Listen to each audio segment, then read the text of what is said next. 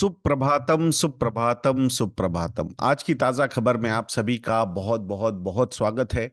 World economy के साथ ही इस एपिसोड की शुरुआत आज हम यहाँ पे करने वाले हैं। वर्ल्ड इकोनॉमी में सबसे पहले बात करते हैं एफओएमसी की जो मीटिंग हुई थी उसके मिनट्स ऑफ द मीटिंग्स आ चुके हैं और उन्हीं को यहाँ पे डिस्कस करने की कोशिश पहले थोड़ा सा करने वाले हैं दोस्तों हम यहाँ। सबसे इम्पोर्टेंट चीज जो एक पॉजिटिविटी या फिर इन अ वे सम काइंड ऑफ यूफोरिया भी क्रिएट हुआ था in the expectations of FOMC 2024 calendar year में रेट कट्स कर सकती है। सो आई थिंक उसी तरीके के मिनट्स में भी डिस्कशंस आए हैं। 2 या 3 रेट कट्स हो सकते हैं। दो उसमें एक इंडिकेशन ये भी बताया गया है कि टाइटनिंग साइकिल कंप्लीटली ओवर नहीं हुई है। इफ रिक्वायर्ड इन्फ्लेशन के नंबर्स अगर फिर से कुछ पॉपअप होते हैं तो रेट हाइक्स हो सकते हैं, बट प्रोबेबिलिटी जो है वो काफी नीचे की है। Chances are very rare.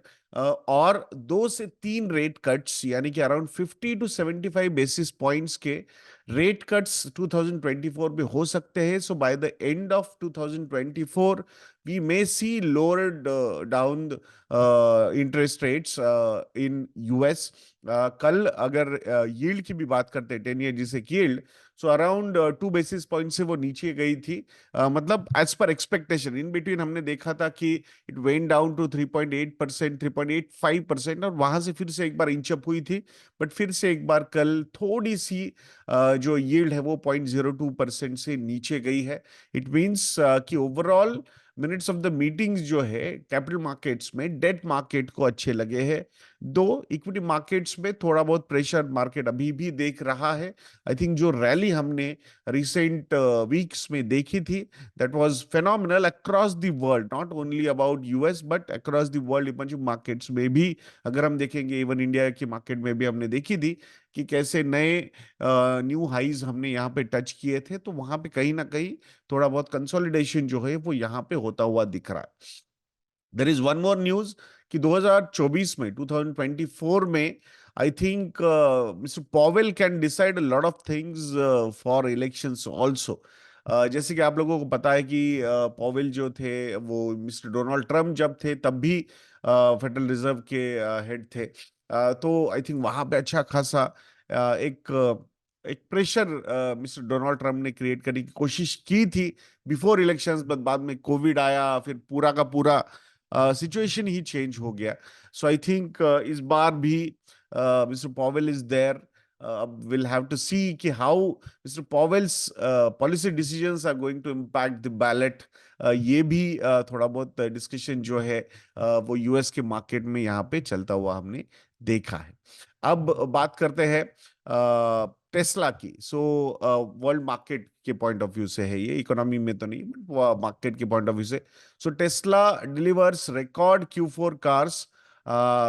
मतलब Q4 में जो टोटल नंबर ऑफ कार्स इन्होंने सेल किए, so I think around 4.94 lakh, 4,94,989 EVs October to December का जो पीरियड था उसमें टेस्ला ने डिलीवर की है।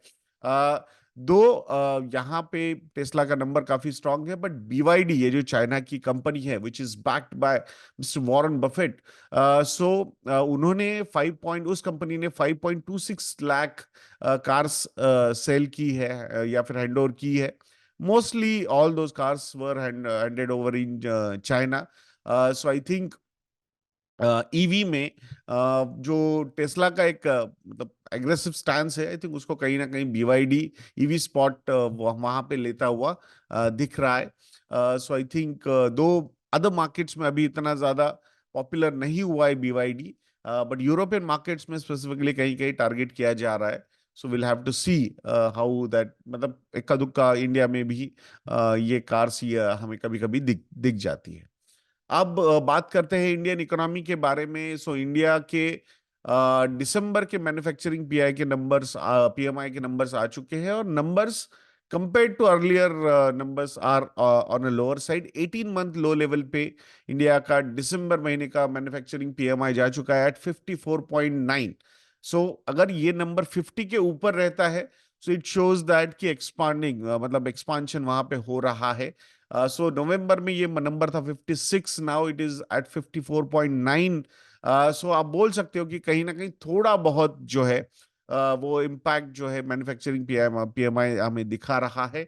दो 2024 के जो एक्सपेक्टेशंस है, बिजनेस एक्सपेक्टेशंस, जब ये मतलब पीएमआई का नंबर तो उन्होंने एनालाइज किया ही depending on the orders, but जो एक्सपेक्टेशंस 2024 के लिए न्यू बिजनेस गेन्स हो, फेवरेबल मार्केट कंडीशंस के पॉइंट ऑफ व्यू से हो, सो वहां पे थोड़ा सा एक अच्छा पॉजिटिविटी नजर आ रहा है। So we will have to wait, मतलब यहाँ एक आध दो महीने के लिए ये शायद इम्पैक्ट हो सकता है, एक दो तीन महीने के लिए भी हो सकता है। बट 2024 जो है overall calendar year is looking quite good from the business expectations point of view. Let's wait for that particular thing also. अब बात करते हैं बजट के बारे में। बजट 2024 यानी कि नेक्स्ट फाइनेंशियल का इन ईयर का बजट, वो कंप्लीट बजट नहीं होता है नॉर्मली, बिकॉज इलेक्शन ईयर है। तो there are some restrictions. So but एक इंडिकेशन मिल सकता है। सो उसके बाद जब इलेक्शंस हो जाते हैं, फिर गवर्नमेंट फॉर्म हो जाती है, फिर नई गवर्नमेंट वो पूरा बजट देती है। बट इस बार इंडिया का जो बजट रहेगा वो एक रेड कारपेट रख सकता है for the world to shift supply chain from China. It's not that easy, but I think indications are coming. A lot of multinational companies, specifically from the manufacturing side, are looking for China plus one strategy. So China plus one मतलब complete dependency on China वो नहीं रखना चाहते, और उसके साथ एक alternative वो डेवलप करना चाहते हैं जिसमें other markets are also competing. Vietnam जैसे मार्केट्स हो, मलेशिया जैसे मार्केट्स हो, थाईलैंड जैसे मार्केट्स हो, I think they are also competing with India.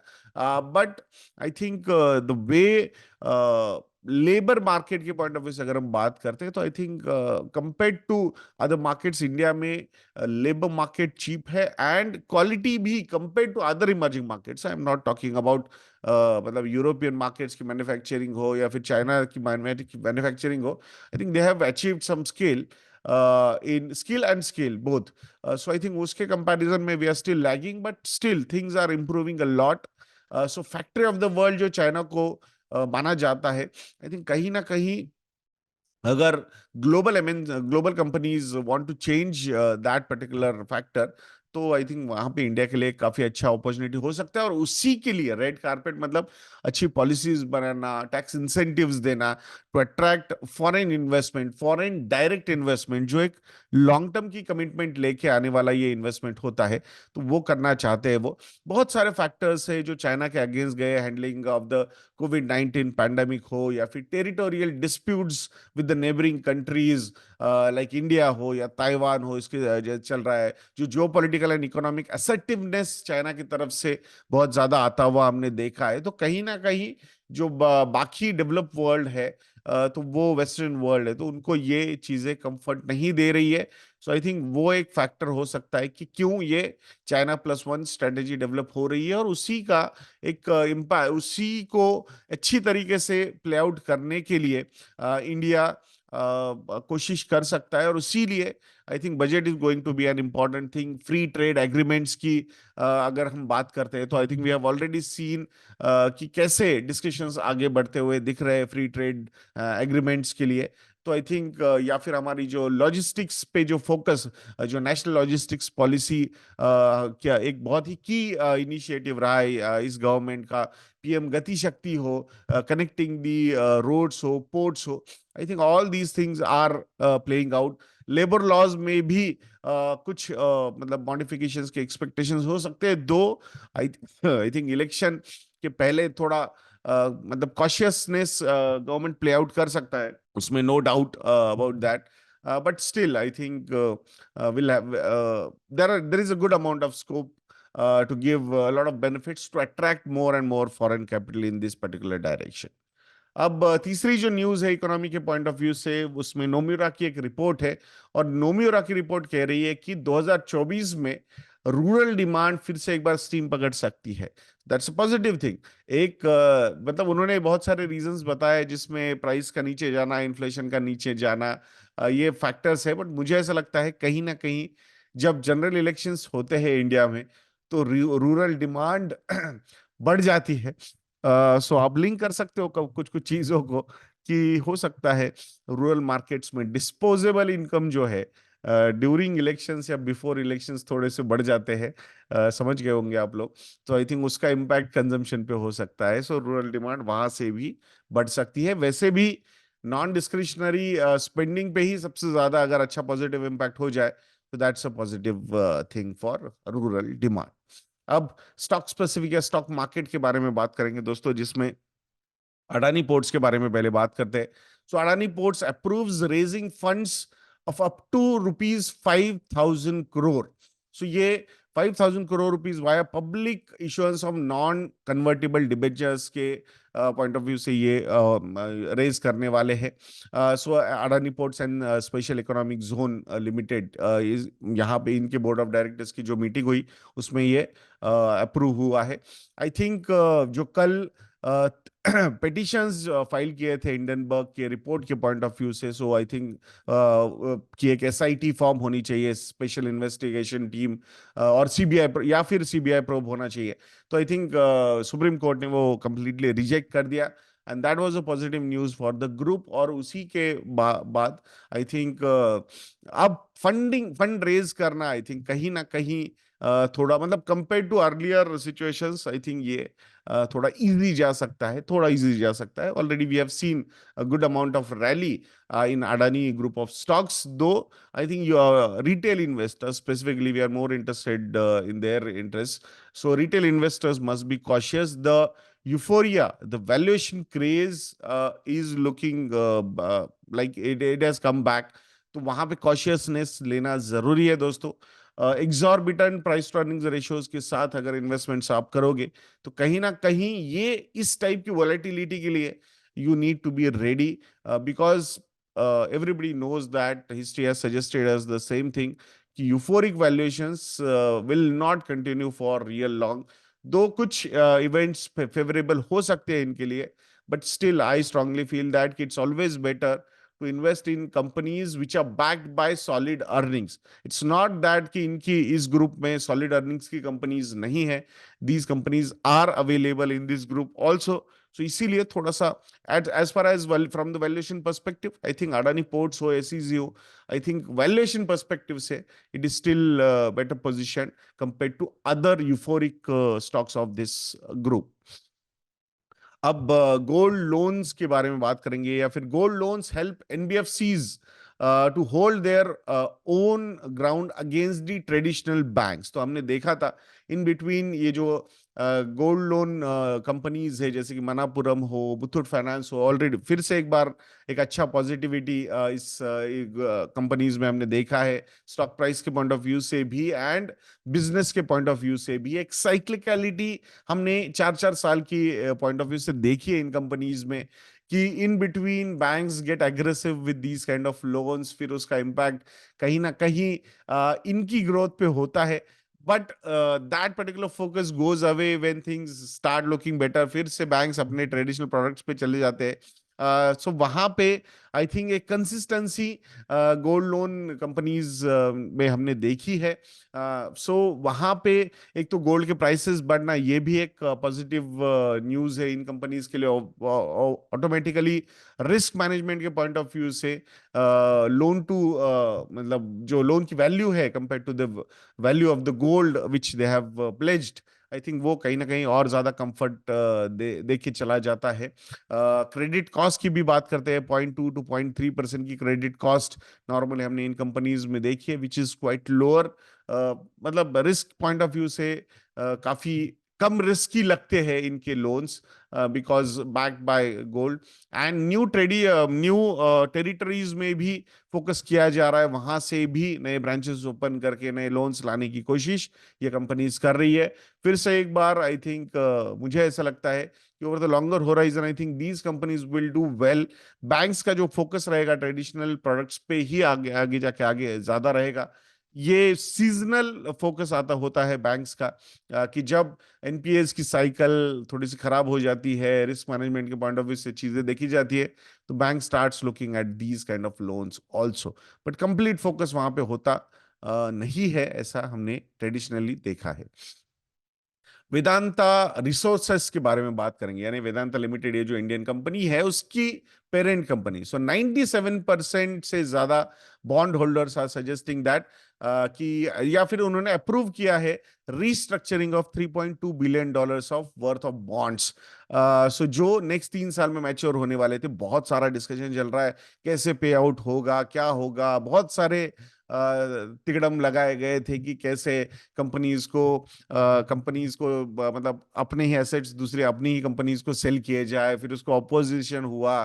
So typical बहुत सारे, मतलब वेदांता ग्रुप को जब एनालाइज करोगे तो बहुत सारे गवर्नेंस के लेसन्स आपको मिल सकते हैं। सो आई थिंक फिर वो पहले सारी कंपनीज को मर्ज किया गया, अब बहुत सारी कंपनीज को डीमर्ज किया जा रहा है, तो ये सारे सीसॉ बैटल्स चल रहे हैं। I think major reason behind that, I think debt repayments या फिर डेट रिस्ट्रक्चरिंग एक बहुत बड़ा फैक्टर था उसके बीच में। आई थिंक उसी पे फिर से एक बार फोकस आता हुआ दिख रहा है। अप्रूवल तो मिल गया, अब देखते हैं कैसे कैसे रिस्ट्रक्चर होता है। आई थिंक एवरीबडी अंडरस्टूड कि अगर अप्रूव नहीं करेंगे तो I think it's always better to avoid NPAs, या फिर तो उसी के पॉइंट ऑफ व्यू से ये हुआ है step in right direction. But I think a lot of lessons to learn for retail investors in this particular case. IndusInd Bank के बारे में बात करेंगे। IndusInd Bank reports 20% growth in their advances in Q3 FY24। Credit growth काफी strong है। Deposit growth में थोड़ा सा मॉडरेशन यहाँ पे आता हुआ देखा है। Quarter on quarter deposits have gone up by 3%, year on year by 13%। Vis a vis net advances जो है ईयर ऑन ईयर 20% से बढ़े हैं, क्वार्टर ऑन क्वार्टर 4% से बढ़े हैं। कासा रेशियो जो है वो नीचे आया है। Last year same quarter it was at 42%, now it is at 38.5%। Even last quarter की बात करते हैं इंडसइंड बैंक के कासा रेशियो की, तो 30th ऑफ सितंबर 2023 में जो क्वार्टर एंड हुआ था, at that point of time CASA ratio was 39.4%, now it is at 38.5%। So कहीं ना कहीं उस पर इम्पैक्ट हमने होता हुआ यहाँ पे देखा है। अब बजाज फाइनेंस के बारे में भी बात करेंगे। सो बजाज फाइनेंस के भी क्वार्टरली नंबर्स आ चुके हैं, एंड नंबर्स जो है वो ओवरऑल अगर हम बात करते हैं year on year, the growth is looking good. So customer franchise की बात करेंगे तो अराउंड 8.04 करोड़ कस्टमर्स हो चुके हैं। लास्ट ईयर सेम क्वार्टर में इट वाज एट 6.6 करोड़, तो एक अच्छा खासा ग्रोथ यहाँ पे देखा है। इवन क्वार्टर वाइज भी अगर हम देखते हैं, सो लास्ट क्वार्टर में Q3 FY24 में अराउंड 38.5 लाख कस्टमर्स उन्होंने यहाँ पे ऐड किए। So that is a good growth number. Sequential growths are between 5 to 7% in assets under management. अगर हम बात करते हैं year on year, the growth in assets under management is at 35% approximately.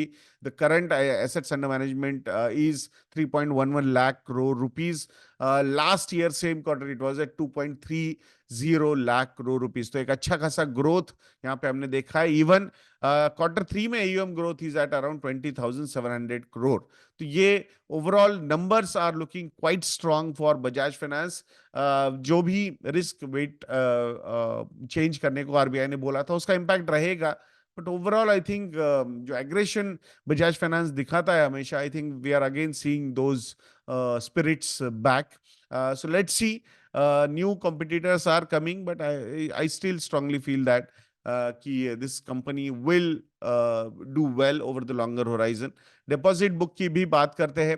So approximately 58,000 crore rupees की deposit book है as of 31 December 2023।